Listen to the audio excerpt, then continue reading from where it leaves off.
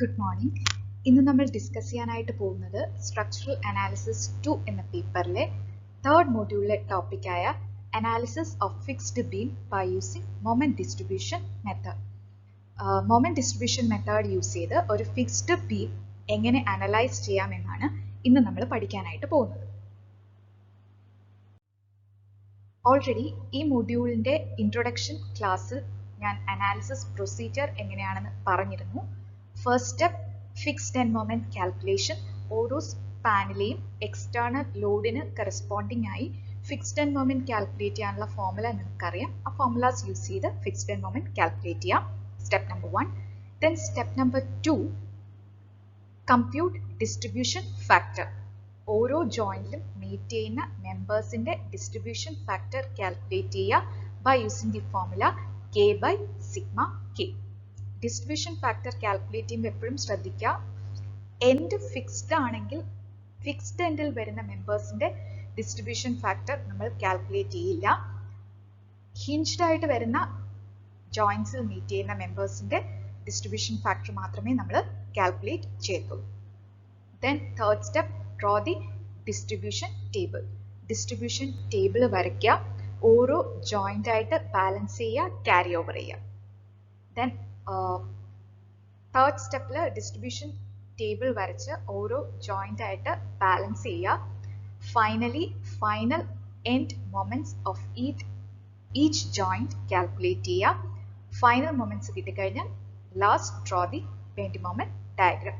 Four a statically indeterminate structure, bend moment diagram is the difference between final moment diagram and free moment diagram. Okay, അപ്പൊ ഇതായിരുന്നു കഴിഞ്ഞ ക്ലാസ്സുകളിൽ നമ്മൾ discuss ചെയ്ത analysis procedure. So നമുക്കിന്ന് first പ്രോബ്ലത്തിലോട്ട് കിടക്കാം. Analyse the continuous beam shown in figure by moment distribution method and draw the bend moment diagram. So നിങ്ങൾക്ക് ഇവിടെ ഒരു കണ്ടിന്യൂസ് ബീം തന്നിട്ടുണ്ട്. ഈ കണ്ടിന്യൂസ് ബീമിന്റെ രണ്ട് എൻഡും ഫിക്സ്ഡ് ആണ്. ഈ ബീമിനെ slope deflection moment distribution method use ചെയ്ത് സോൾവ് ചെയ്യാനാണ് പറഞ്ഞിരിക്കുന്നത്. And also you need to draw the bend moment diagram. So നമുക്ക് സൊല്യൂഷനിലോട്ട് കിടക്കാം. ഫസ്റ്റ് സ്റ്റെപ്പ് എന്ന് പറയുന്നത് determine the fixed end moments. ഓരോ സ്പാനായിട്ട് കൺസിഡർ ചെയ്യുക. ഓരോ സ്പാനിലെയും ലോഡ്സിന് കറസ്പോണ്ടിങ് ആയി ഫിക്സ്ഡ് എൻഡ് മൊമെന്റ്സ് കാൽക്കുലേറ്റ് ചെയ്യാം. So first consider span AB. AB എന്ന സ്പാനിൽ എക്സെൻട്രിക് പോയിന്റ് ലോഡ് ആണ്. So MFAB is minus WAB square by L square. ഈ ഫോർമുലയിൽ വാല്യൂ സബ്സ്റ്റിറ്റ്യൂട്ട് ചെയ്യുക, സിംപ്ലിഫൈ ചെയ്യുക. Similarly MFBA is WBA square by L square. Value substitute ചെയ്യുക, simplify ചെയ്യുക. Then MFBC, BC എന്ന സ്പാനിൽ ത്രൂ ഔട്ട് UDL ആണ് carry ചെയ്യുന്നത്. So MFBC is equal to minus WL square by 12. Value substitute ചെയ്യുക, simplify ചെയ്യുക. And then MFCB is WL square by 12. Value substitute ചെയ്യുക, simplify ചെയ്യുക. Then CD എന്ന സ്പാനിൽ central point load ആണ്. So MFCD is minus WL by 8. Value substitute ചെയ്യുക, simplify ചെയ്യുക. Then MFDC is WL by 8. Value substitute ചെയ്യുക, simplify ചെയ്യുക.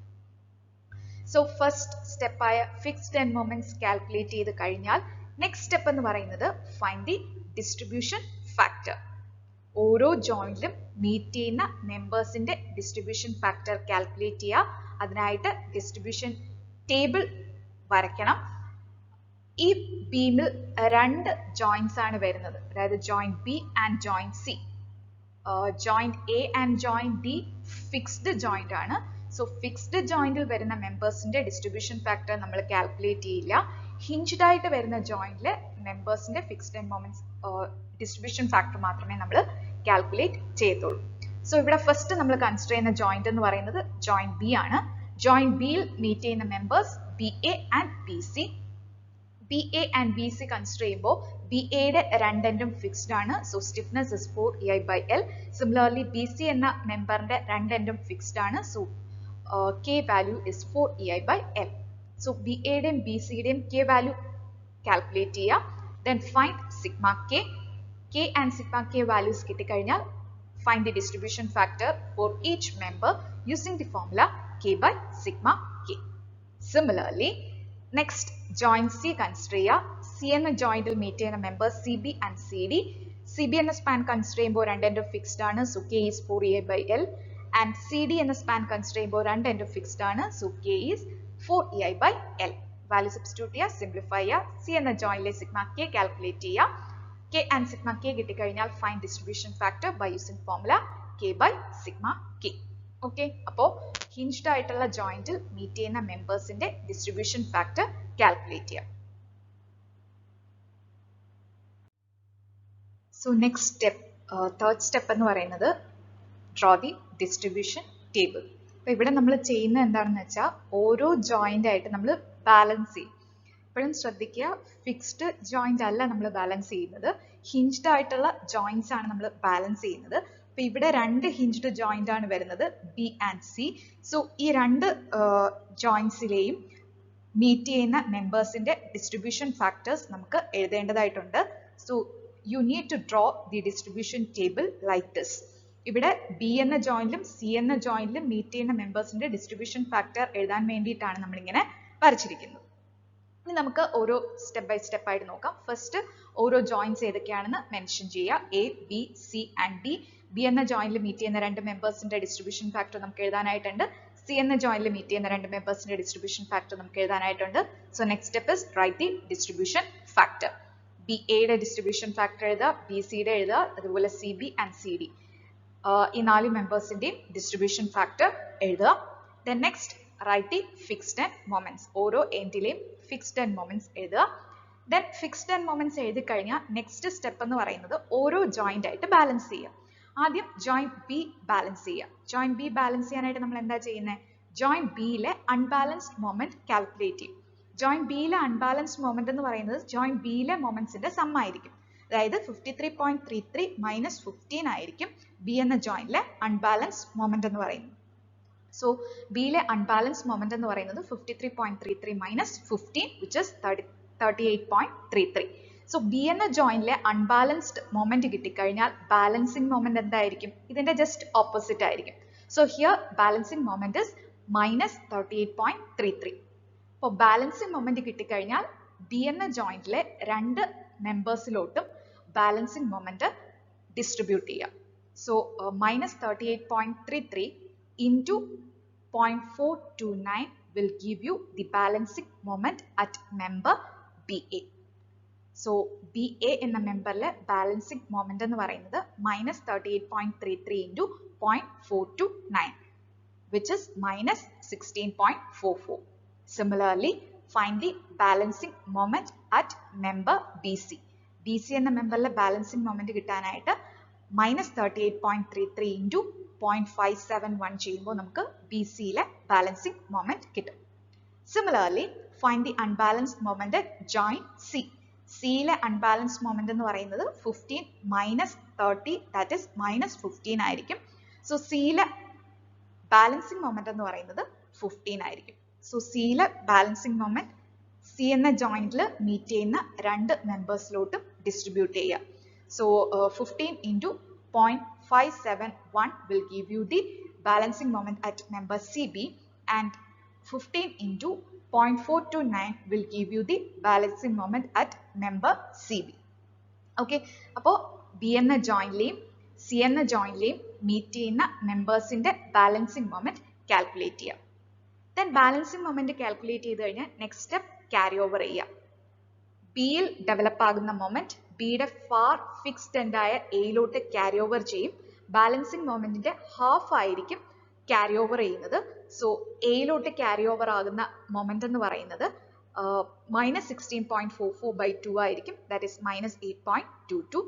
Similarly B സിയിലെ balancing moment C ബിയിലോട്ട് ക്യാരി ഓവർ ചെയ്യും.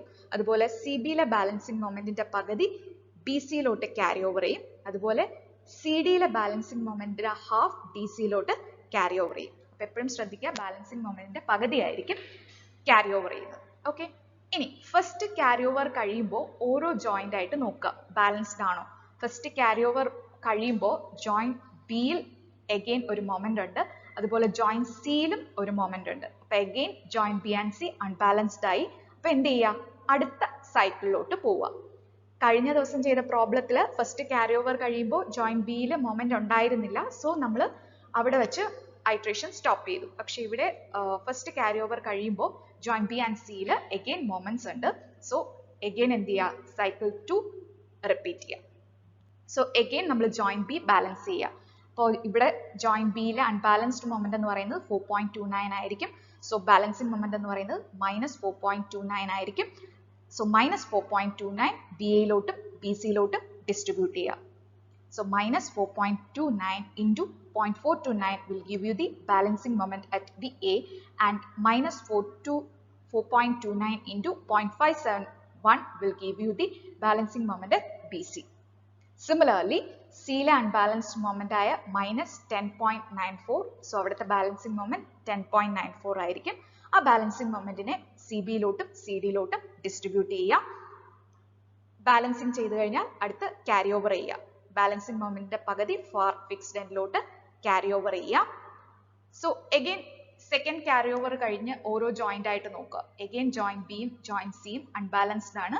സോ എഗെയിൻ എന്ത് ചെയ്യുക, joint B and C balance ചെയ്യുക, ക്യാരി ഓവർ ചെയ്യുക. അപ്പോൾ തേർഡ് സൈക്കിൾ കഴിയുമ്പോൾ എഗെയിൻ നമ്മുടെ ജോയിന്റ് ബി അൺബാലൻസ്ഡ് ആണ്. സോ എഗെയിൻ എന്ത് ചെയ്യുക, joint B and C balance ചെയ്യുക, ക്യാരി ഓവർ ചെയ്യുക. ഓക്കെ, അപ്പോൾ സൈക്കിൾ 4 ആയി. എഗെയിൻ നമ്മുടെ ജോയിന്റ് ബി അൺബാലൻസ്ഡ് ആണ്. സോ എഗെയിൻ എന്ത് ചെയ്യുക, ബാലൻസ് ചെയ്യുക. ഇനി എഗെയിൻ ബാലൻസ് നിങ്ങൾക്കൊരു സൈക്കിൾ 4 വരെ ആവുമ്പോൾ നിർത്താം. വീണ്ടും 5 ചെയ്താലും കുഴപ്പമൊന്നുമില്ല. ബട്ട് മിനിമം ഒരു 4 സൈക്കിൾസ് എങ്കിലും കംപ്ലീറ്റ് ചെയ്ത് ബാലൻസ് ചെയ്ത് നിങ്ങൾക്ക് സ്റ്റോപ്പ് ചെയ്യാം. ഓക്കെ, ഈ ബാലൻസിങ്ങോടെ അങ്ങ് നിർത്തുക. പിന്നെയും ക്യാരി ഓവർ ചെയ്ത് കഴിഞ്ഞാൽ എഗെയിൻ ജോയിന്റ് ബി അൺബാലൻസ്ഡ് ആവും. അപ്പൊ അത്രയും പോണ്ട, ഈ ബാലൻസിങ്ങോടെ സ്റ്റോപ്പ് ചെയ്യാം. അപ്പൊ മിനിമം 4 സൈക്കിൾ എങ്കിലും ഈ ഐട്രേഷൻ സൈക്കിൾ ഫിനിഷ് ചെയ്തിട്ട് ബാലൻസിങ് വെച്ച് സ്റ്റോപ്പ് ചെയ്യാം. ഓക്കെ, അപ്പോൾ ബാലൻസിങ് വെച്ച് നമ്മൾ സ്റ്റോപ്പ് ചെയ്തു. ഇപ്പം ഈ ബാലൻസിങ് കഴിയുമ്പോൾ ജോയിന്റ് ബിയിലെ മൊമെന്റ്സിന്റെ സം എടുക്കുമ്പോൾ ഏകദേശം അപ്രോക്സിമേറ്റ്ലി ഈക്വൽ ടു 0 ആണ് വരുന്നത്. അപ്പൊ അതുകൊണ്ട് നമുക്ക് ഇവിടെ വെച്ച് സ്റ്റോപ്പ് ചെയ്യാം ഐട്രേഷൻ. ദെൻ ബാലൻസിങ് വെച്ച് സ്റ്റോപ്പ് ചെയ്ത് കഴിഞ്ഞാൽ നെക്സ്റ്റ് സ്റ്റെപ്പ് എന്ന് പറയുന്നത് final moments calculation. Final moment കിട്ടാനായിട്ട് എന്ത് ചെയ്താൽ മതി, എയിൽ വരുന്ന മൊമെന്റ്സിന്റെ സം എടുക്കുക, അതുപോലെ ബി എയിൽ വരുന്ന മൊമെന്റ്സിന്റെ സം എടുക്കുക, ബി സിയിൽ വരുന്ന മൊമെന്റ്സിന്റെ സം എടുക്കുക, സി ബിയിൽ വരുന്ന മൊമെന്റ്സിന്റെ സം എടുക്കുക, സിമിലർലി സി ഡിയിൽ വരുന്ന മൊമെന്റ്സിന്റെ സം ആൻഡ് ഡി സിയിൽ വരുന്ന മൊമെന്റ്സിന്റെ സം എടുക്കുമ്പോൾ നമുക്ക് ഫൈനൽ മൊമെന്റ്സ് കിട്ടും. ഓക്കെ, അപ്പൊ ഇങ്ങനെയാണ് നമ്മൾ ഐട്രേഷൻസ് ചെയ്യുന്നത്.